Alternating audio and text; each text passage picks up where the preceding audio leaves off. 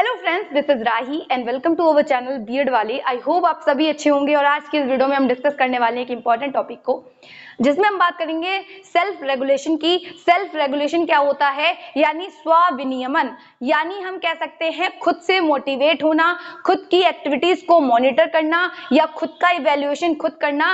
इस वाली जो प्रणाली है, हमने इससे भी पहले कई सारी चीजें पढ़ी थी, कोलैबोरेटिव लर्निंग, कोऑपरेटिव लर्निंग या पीयर ट्यूटरिंग। ठीक, तो ये सारी चीजें जब हमने डिस्कस की हैं तो उस बेसिस पे हम देखेंगे कि एक प्रणाली ये भी है, ठीक है, तो जो कि हमारे लिए इंपॉर्टेंट है। वैसे ये ज्यादातर लॉन्ग में नहीं पूछी जाती, शॉर्ट में पूछी जाती है और ये बहुत कम पूछी गई है, बट डिस्कस करना जरूरी था। तो स्वविनियमन का मतलब होता है, इसकी बात वेंडूरा करते हैं कि खुद की चीजों को मॉनिटर करना। और जिस इंसान को, जिस व्यक्ति को सेल्फ रेगुलेशन आ गया, तो उसे समझ लीजिए उसका जो जीवन है वो संवर जाएगा। क्यों? क्योंकि हम अपने आप को दिशा निर्देशित कर सके कि हमें कौन सी चीज चाहिए है, हमें क्या पढ़ना है। और इसमें क्या होता है, इंडिविजुअल जो व्यक्तिगत विभिन्नता है यानी इंडिविजुअलिटी का भी ध्यान रखा जाता है। और ये रटने को भी डिस्करेज करती है। इसमें बच्चा इंडिपेंडेंट होके क्या करता है, सीखने की कोशिश करता है, इनिशिएट करता है, खुद के प्लान्स बनाता है और क्या करता है, खुद को एक तरीके से गाइड करता है। और टीचर का रोल होगा सिर्फ इन्वायरमेंट क्रिएट करने का, और टीचर सिर्फ वहां पे हेल्प करेंगे जहां पे बच्चे को प्रॉब्लम हो रही होगी, और वहां पे बच्चा क्या करेगा, टीचर के सामने फेस टू फेस बैठ के डिस्कशन कर सकेगा। तो ये जो कॉन्सेप्ट है वो हमारा सेल्फ रेगुलेशन का है, यानी हम कह सकते हैं स्वविनियमन, यानी खुद से अभिप्रेरित होके खुद को डायरेक्शन देने से। टीचर क्या करेगा, एक हेल्पर का काम करेगा। और क्योंकि जो छात्र हैं वो योजना बनाएंगे या प्लानिंग करेंगे, तब क्या होगा, वो कुछ ना कुछ गड़बड़ कर सकते हैं, कोई ऐसी चीज हो सकती है जो उन्हें नहीं आ रही हो, तो टीचर्स वहां पे हेल्पर का काम करेंगे और इन्वायरमेंट क्रिएट करेंगे। और बच्चे क्या है, एक तरीके से कह सकते हैं जिज्ञासु है। बच्चों को आप कुछ नहीं सिखाएंगे तब भी वो अच्छा सीख लेंगे, यानी वो क्या करेंगे, सेल्फ लर्निंग करेंगे, खुद से अधिगम करेंगे। और ये व्यक्तिगत अध्ययन को बहुत ज्यादा प्रमोट करती है, ये जो हमारी प्रणाली है। छोटा सा टॉपिक है बट इंपॉर्टेंट है। यहाँ पे हम बात करें तो व्यक्तिगत अनुदेशन। ये व्यक्तिगत अनुदेशन का मतलब क्या है, एक तरीके से इंडिविजुअल इंस्ट्रक्शन, यानी हर इंडिविजुअल यानी हर व्यक्ति अपने आप को, या हर छात्र बैठा हुआ अपने आप को खुद से इंस्ट्रक्ट करेगा, खुद से खुद देखेगा। जैसे एग्जाम्पल के तौर पर देखें कि बच्चे को आपने होमवर्क दिया, तो वहां पे ये प्रणाली बिल्कुल सटीक फिट होती है। वहां पे बच्चा खुद से रिफ्लेक्ट कर रहा होता है कि हमें कैसे होमवर्क करना है या किसकी हेल्प लेनी है, कहाँ पे कितना नहीं आ रहा है, कौन से टीचर से पूछना है, कौन सी बुक लेनी है।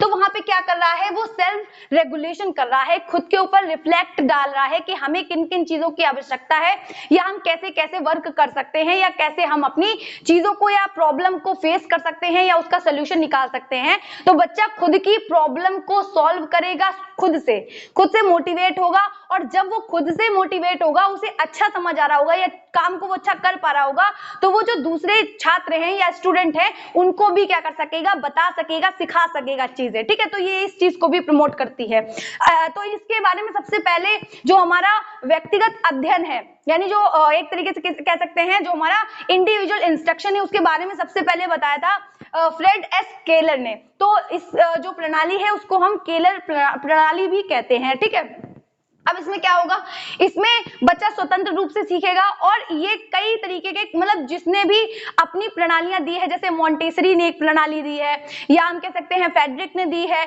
और भी कई सारे लोग हैं, या फिर प्लेवे मेथड है, उसके थ्रू बच्चा यहाँ पे सीखता है और टीचर से डिस्कशन करता है, लेकिन खुद को खुद क्या कर रहा है, इंस्ट्रक्ट कर रहा है या दिशा निर्देशित कर रहा है यहाँ पे बच्चा। ठीक है, जैसे कि वो अच्छा सीख रहा है। यहाँ पे सेल्फ मोटिवेशन की बात आ जाती है, या हम कह सकते हैं खुद से एक तरीके से सेल्फ इंडिपेंडेंट हो जाता है, खुद से आत्मनिर्भर हो जाता है।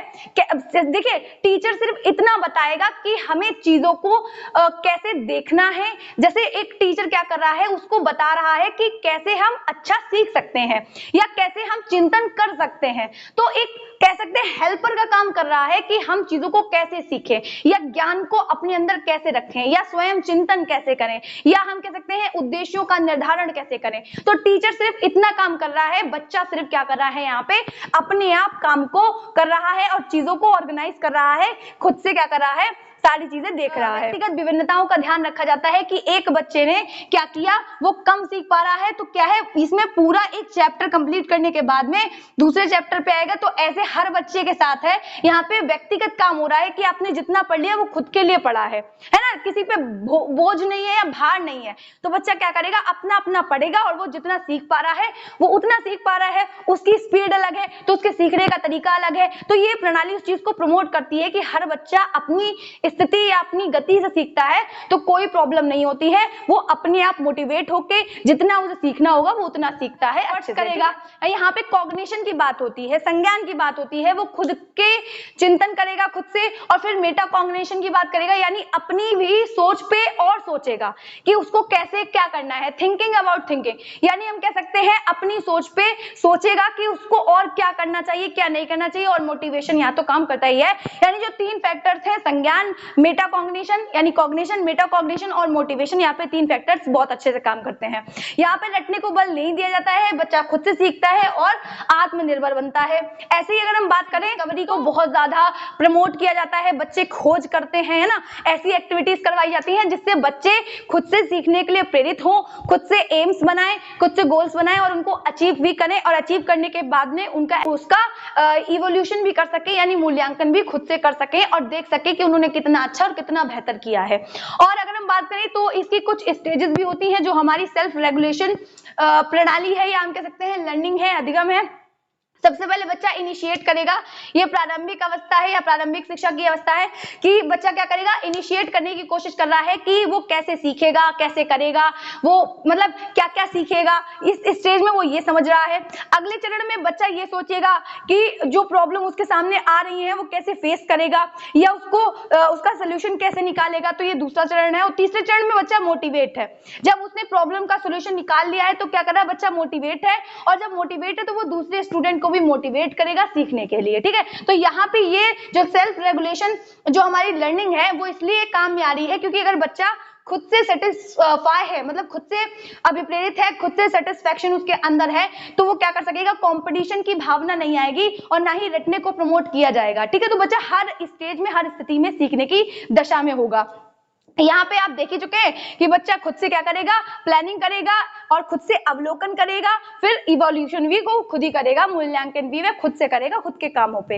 आई होप आप लोगों को इतनी चीजें समझ आई होंगी। देखिए आज के इस वीडियो में इतना ही रखते हैं क्योंकि इससे रिलेटेड और भी बहुत सारी चीजें हैं, लेकिन अभी रिजल्ट आया हुआ है बीएड का, और जो भी 2022 और 23 के बच्चे हैं वो फटाफट से जाए और अपने रिजल्ट को चेक करें, का रिजल्ट बेहतर ही रहा होगा।